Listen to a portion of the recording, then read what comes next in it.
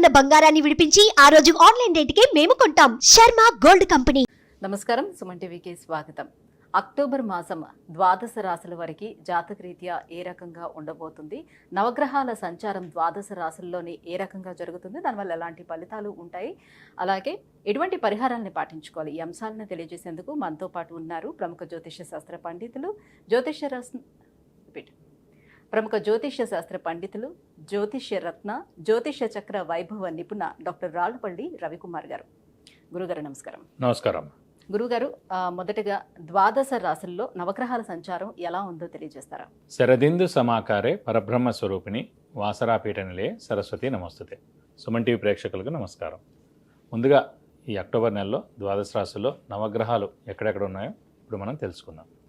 ముందుగా రవి వచ్చి మనకి తులారాశిలో ఉన్నారు, అలాగే కుజుడు మనకి మిథున రాశిలో ఉన్నారు, అలాగే గురువు మనకి వృషభ రాశిలో ఉన్నారు, శని మనకి స్వస్థానమైన కుంభరాశిలో ఉన్నారు, అలాగే బుధుడు వచ్చి మనకి తులారాశిలో ఉన్నారు, అలాగే కేతు మనకి కన్యారాశిలో ఉన్నారు, అలాగే శుక్రుడు వచ్చేసి మనకి వృశ్చిక రాశిలో ఉన్నారు.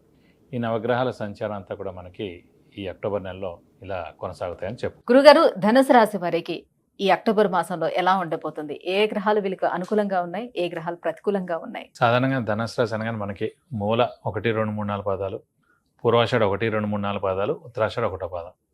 రాశ్యాధిపతి చూసుకుంటే మనకి హార్డ్ వర్క్ ఏంటనే తెలుస్తుంది. రాశ్యాధిపతి మనకి గురువు అయ్యాడు, అలాంటి గురువు మనకి 6వ స్థానంలో ఉన్నాడు. సో మిశ్రమంగా ఉందన్నమాట. సో 50% హార్డ్ వర్క్ ఉందని తెలుస్తుంది. అలాగే అదృష్టకారకుడు, యోగకారకుడు, లక్ ఫేవర్ చేసే గ్రహం తీసుకుంటే భాగ్యాధిపతి అయిన రవి ప్రస్తుతం అక్టోబర్ 15 నవంబర్ 15 నీచిలో ఉంటాడు. సో అదృష్టం కూడా తక్కువగా ఉంది. దైవబలం, దైవానుగ్రహం సంబంధించిన గ్రహం తీసుకుంటే మళ్ళీ ఈ రాశ్యాధిపతి అయిన గురువే అవుతాడు కాబట్టి అతను 6వ స్థానంలో ఉన్నాడు. సో దైవబలం కూడా 50% ఉంది. కాబట్టి వీళ్ళు బాగా కష్టపడితే కానీ పనులు జరగవు. ముఖ్యంగా అదృష్టకారకుడు, యోగకారకుడు అయిన రవి నీచిలో ఉన్నాడు కాబట్టి అక్టోబర్ 15 నవంబర్ 15 ఇందాక చెప్పుకున్నట్టే వృశ్చిక రాశి వారికి లాగానే డబ్బు ఖర్చు, హెల్త్ ప్రాబ్లం, మాట పడటం, వెహికల్కి బాగా డబ్బులు ఖర్చు అవడం ఇవన్నీ కూడా జరుగుతాయి. కానీ నిన్న కూడా తృతీయ స్థానంలో మటుకు శని ఉన్నాడండి.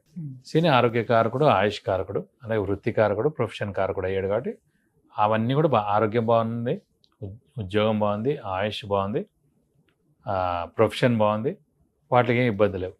మిగతా వాటి మటుకు కొంచెం ఇబ్బంది, ఆర్థికంగా కానివ్వండి చాలా ఇబ్బంది. అలాగే సంతానం కోసం వెళ్తారు, ఈ ఏడాది లేదు, నెక్స్ట్ ఏడాది దాకా లేదు. వివాహం గురించి ప్రయత్నిస్తారు, ఈ ఏడాది లేనట్టే, నెక్స్ట్ ఏడాదికి పోస్ట్ పోన్ అయినట్టే అనుకోవాలి.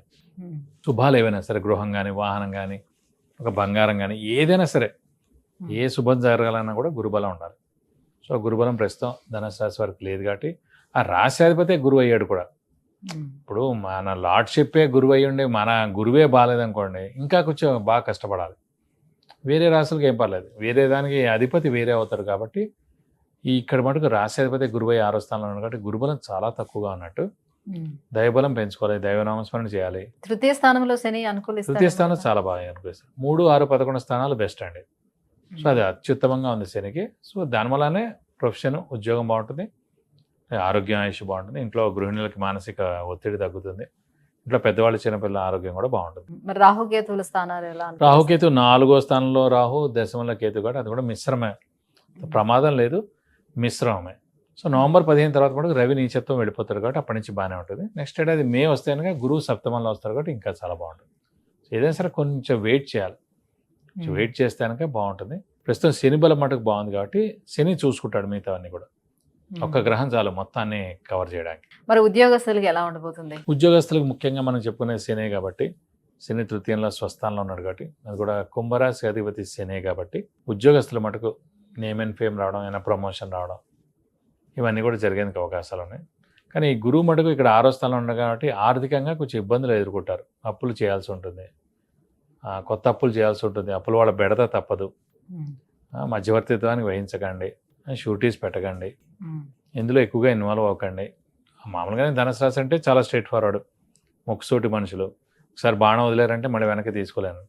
సో శత్రువులు పెరుగుతారు, ఏడుపులు పెరుగుతాయి కాబట్టి మౌనంగా ఉండండి. నెక్స్ట్ ఏడాది ఏప్రిల్ మే రాగానే గురుబలం వస్తుంది కాబట్టి అప్పటి నుంచి ఈ భూములు అమ్మకాలు, కొనుగోలు ఇలాంటివన్నీ చేసుకోవచ్చు. అవన్నీ కూడా ఏం లేదండి. ఇప్పుడు మనం అమ్మితే అడివి కొనపోతే ఇది అన్నట్టుగా సామెతలాగా మనం 10 లక్షల రూపాయలకి అమ్ముదాం అనుకుంటే వాడు 3 లక్షలకు అడుగుతాడు. సో అది కూడా ఆర్థికంగా లాస్. అందువల్ల మీరు కంగారు పడకండి. నెక్స్ట్ ఏప్రిల్ మే తర్వాత బాగుంటుంది కాబట్టి అప్పుడు అయినా మీరు అమ్మినా కూడా మీరు అనుకున్న రేట్ వస్తుంది. అంటే రియల్ ఎస్టేట్ వ్యాపారాలు చేసే వాళ్ళు ఎప్పటికప్పుడు అమ్మడం కొనడమే ఉంటది కదా. ఉంటుంది. ఆ కానీ ధనుసు ఇప్పుడు రాశిలో మటుకు ఉన్నటువంటి వాళ్ళకి రియల్ ఎస్టేట్ వ్యాపారాల మటుకు ఇది గడ్డు కాలం అనే చెప్పాలి.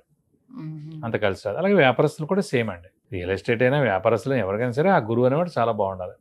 గురుబలం లేకపోతే మిశ్రమంగా ఉంటుంది. గురుబలం బాగున్నప్పుడు ఏడాదంతా చాలా బాగుంటుంది కాబట్టి అప్పుడు బాగా లాభాలు గడిస్తారు. నెక్స్ట్ ఏడాది కూడా రావాలి కదా, రాదు. అప్పుడు గురుబలం లేనట్టు అన్నమాట. నెక్స్ట్ ఏడాది చూసుకున్న పంచమ స్థానంలో ఉన్నట్టు గురువు ఇంకా ఇప్పుడు ప్రస్తుతం 6లో ఉన్నాడు, ఆరులో 7లోకి వస్తాడు. అది చాలా ఏళ్ళలోకి బాగుంటుంది. వస్తాడు, సప్తమ స్థానం. చాలా బాగుంటుంది బాగుంది. ఏడాదంతా అలా. అప్పుడు వ్యాపారాలు బాగానే ఉంటాయి. వ్యాపారాలు బాగుంటాయి, అభివృద్ధి ఉంటుంది, ఎక్స్పాన్షన్ చేయొచ్చు, కొత్త వ్యాపారం పెట్టచ్చు.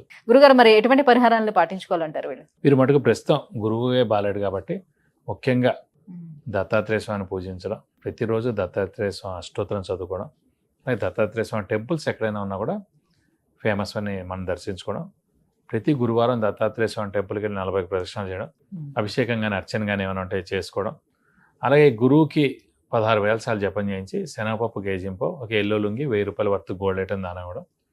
నేను డబ్బులు ఖర్చు పెట్టుకోలేని వాళ్ళు ఎవరైనా ఉంటే మాట ఖచ్చితంగా ప్రతి గురువారం వీలైతే ఒక కేజీంపో శనగపప్పు దానం ఇవ్వడం. ఇంకా చేయలేని వాళ్ళు మాట ఖచ్చితంగా వీలైతే ప్రతి గురువారం ఉపవాసమైనా ఉండండి.